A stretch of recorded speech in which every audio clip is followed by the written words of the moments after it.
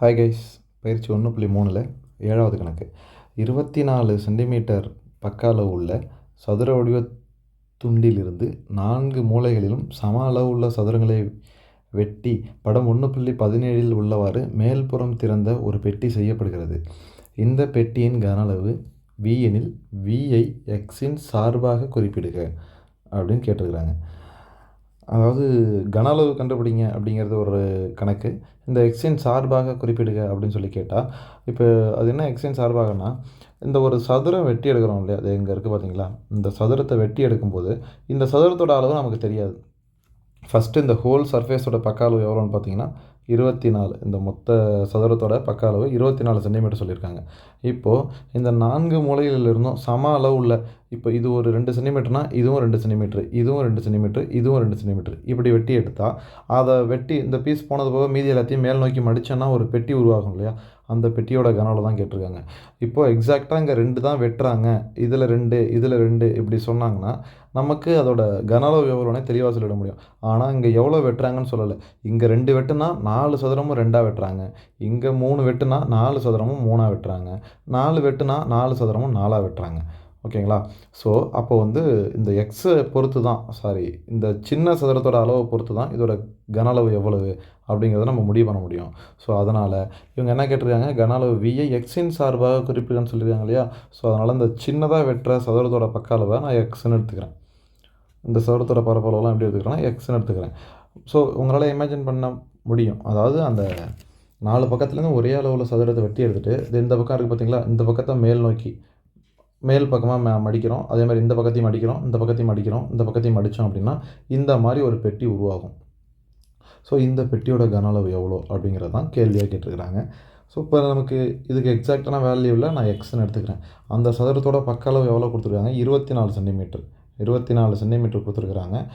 So அப்போ அதோட பக்க அளவு பேலன்ஸ் எவ்வளோ வரும் அப்படின்னு சொல்லி பார்த்தீங்கன்னா, இங்கே பாருங்களேன், இப்போது இதிலேருந்து இதுக்கு இந்த பக்கத்தை மேல் நோக்கி மடிச்சிடுவோம். அப்போ நான் கருப்பு கலர் டார்க் பண்ணி காமிச்சிருக்கேன் இல்லையா, இதையும் மேல் நோக்கி மடிச்சிடுவோம், இதையும் மேல் நோக்கி மடிச்சிடுவோம். அப்போது மீதி இருக்கிறது நமக்கு சதுரத்தோட பக்க அளவு எவ்வளோன்னு பார்த்தீங்கன்னா, இதில் ஆரம்பித்து இது வரைக்கும் தான். கரெக்டுங்களா? இருங்க, வேறு கலரில் வரைஞ்சி காமிக்கும். இப்போது இதில் ஆரம்பித்து இது வரைக்கும் தான். இங்கே பாருங்கள்,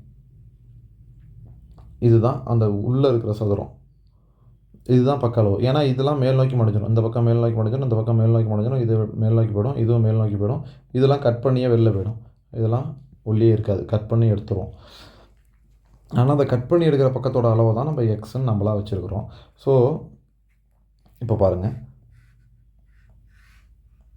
இதுதான் சதுரம், இதுலேருந்து இதை கட் பண்ணி எடுக்கிறோம், இதை கட் பண்ணி எடுக்கிறோம் அப்படின்னா இது மொத்தமாக 24 இருந்துச்சா. இப்போ இங்கே ஒரு எக்ஸை கட் பண்ணோமா, இங்கே ஒரு எக்ஸை கட் பண்ணோமா, அப்போ பேலன்ஸ் இந்த நடுவில் இருக்கிற பீஸ் எவ்வளோவா இருக்கும், இங்கே ஒரு எக்ஸு போச்சு, இங்கே ஒரு எக்ஸு போச்சு, -24 மைனஸ் 2 எக்ஸு போக மீதி உள்ள டிஸ்டன்ஸ் இந்த இடத்துல இருக்கும். அவ்வளோதான் இங்கே சொல்கிறது. ஓகேங்களா? இப்போது இதிலேருந்து இது வரைக்கும், அதாவது உதாரணத்துக்கு இந்த டிஸ்டன்ஸ் இருக்கு இல்லைங்களா, இது எவ்வளோவா இருக்கும், 24 மைனஸ் 2x. கரெக்டு தானே? அப்போ அதே மாதிரி கொடுங்க பாருங்களேன், ஏன்னா இது சதுரம் சுற்றி எல்லா பக்கம் சமமாக தான் இருக்கும். இதுலேருந்து இது எவ்வளோ இருக்குன்னா இதுவும் அதே அளவு தான் இருக்கும், 24 மைனஸ் 2x. அதே மாதிரி இந்த லெங்க்த்தும், அதே மாதிரி இந்த லெங்க்த்தும், அடிப்பக்கம் சுற்றி எவ்வளோவா இருக்கும், எல்லாமே சமமாக இருக்கும். இதோட ஹைட் எவ்வளோவா இருக்கும், இங்கேருந்து எவ்வளோ வெட்டி எடுத்தோமோ அந்த அளவு தானே இங்கே மடிஞ்சிருக்கும். அப்போ இதை எக்ஸ்னா இதுவும் எக்ஸ் தானே. அதாவது இந்த எக்ஸுங்கிறது இதோட பக்க அழகு, சதுரத்தின் 4 பக்கம் சமமாக இருக்கிறதுனால ஒரே எக்ஸாக சொல்லிட்டேன், வேறு ஒன்றும் இல்லை. அப்போது இதோட ஹைட் எவ்வளோவா இருக்கும், எக்ஸாக இருக்கும். இப்போது இது கனசெவ்வகம் தான் இல்லையா, கனசெவ்வகத்தோட கன அளவு கண்டுபிடிக்கிறதான ஃபார்முலா என்ன அப்படின்னு பார்த்தீங்கன்னா, கனசெவ்வகத்தின் கன அளவு, கனசெவ்வகத்தின் கன அளவு equal to L into B into H. ஓகேங்களா? இப்போ இதுலேருந்து நமக்கு என்னென்னலாம் தேவை, L தேவை, B தேவை, H தேவை. H எவ்வளோ, எக்ஸு. L எவ்வளோ, 24 minus 2x, 24 minus 2x. B எவ்வளோ, அதுவும் 24 மைனஸ் 2x. ரெண்டு அளவும் சேமாக தானே இருக்குது. ஸோ இந்த அளவும் சேமாக தானே இருக்குது. ஸோ அது ரெண்டும் 24 minus 2x, 24 minus 2x. Height எவ்வளோனா எக்ஸு. நம்ம அந்த எக்ஸ் அளவில் சதுரத்தை தான் வெட்டி எடுத்தோம். ஸோ அப்போ இதுவும் எக்ஸாக தான் இருக்கும். கரெக்டுங்களா? இங்கே பாருங்கள், இந்த சதுரத்தை சுற்றி எக்ஸுனா அப்போது இந்த எக்ஸும் இந்த அளவும் எக்ஸாக தானே இருக்கும், இதுவும் எக்ஸாக தானே இருக்கும். அந்த எக்ஸ் தான் ஹெச்சாக எடுத்துருக்கோம், வேறு ஒன்றும் இல்லை. ஓகே, இப்போ டேரெக்டாக ஃபார்முலா அப்ளை பண்ணலாமா?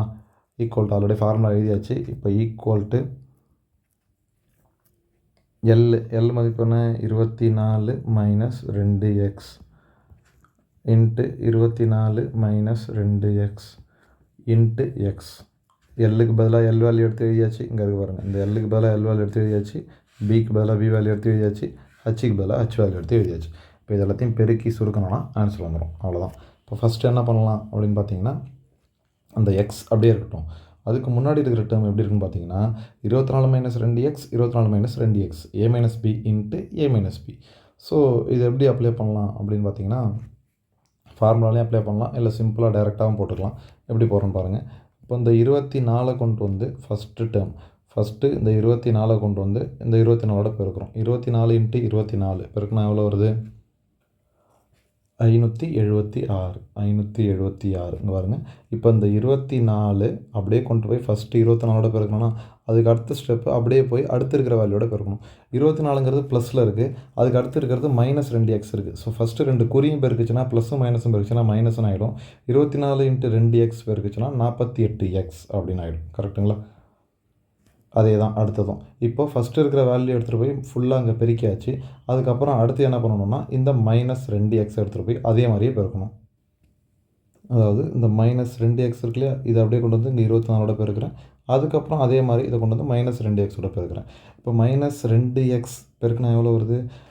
மைனஸ் ஃபஸ்ட்டு பாருங்கள், இங்கே மைனஸ் இருக்கா, இந்த மைனஸும் 24க்கு முன்னாடி ப்ளஸ் இருக்கா, அது ரெண்டும் பெருக்கி மைனஸ்னு ஆகிடுச்சு.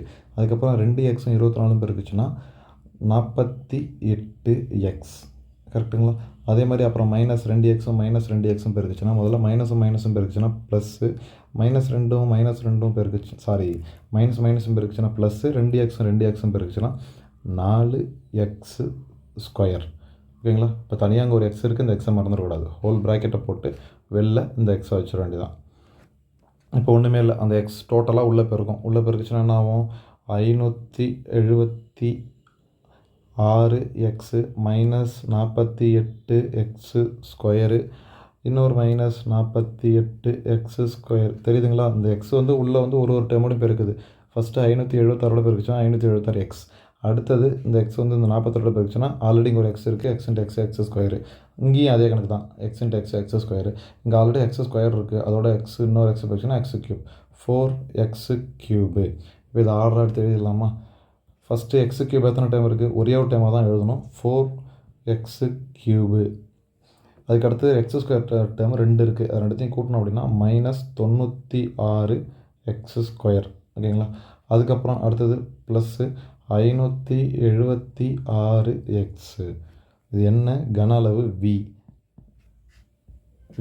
ஈக்குவல் டு, இப்போது ஆன்சர் கிடச்சிச்சு. இதுதான் அந்த எக்ஸை சார்பாக குறிப்பிடுக அப்படின்னு சொல்லி கேட்டாங்க இல்லையா? இப்போது இது என்ன சார் ஆன்சர் அப்படின்னு சொல்லி கேட்டிங்கன்னா, இந்த எக்ஸுக்கு பதிலாக நீ என்ன வேல்யூ கொடுக்குறியோ அந்த அளவு சதுரம் இங்கே வெட்டி எடுக்கப்படும். இப்போ உதாரணத்துக்கு இப்போது பாருங்களேன், இங்கே ஒரு 2 சென்டிமீட்டர் சதுரம் நான் வெட்டி எடுக்கிறேன் அப்படின்னா, இந்த எக்ஸுக்கு பதிலாக 2 எடுத்திங்கன்னா இங்கே 2 சென்டிமீட்டர் சதுரம் வெட்டி எடுத்தது போக மீதி இருக்கிற பெட்டிக்கு ஆன்சராக கிடைக்கும். ஒருவேளை 5 கொடுக்குறோன்னா இங்கே 5 சென்டிமீட்டர் சதுர அளவு உள்ள சதுரம் வெட்டி எடுக்கப்பட்டிருக்கும். அவ்வளோதான். இது வந்து ஒரு பொதுவான ஈக்குவேஷன் மாதிரி. That's all.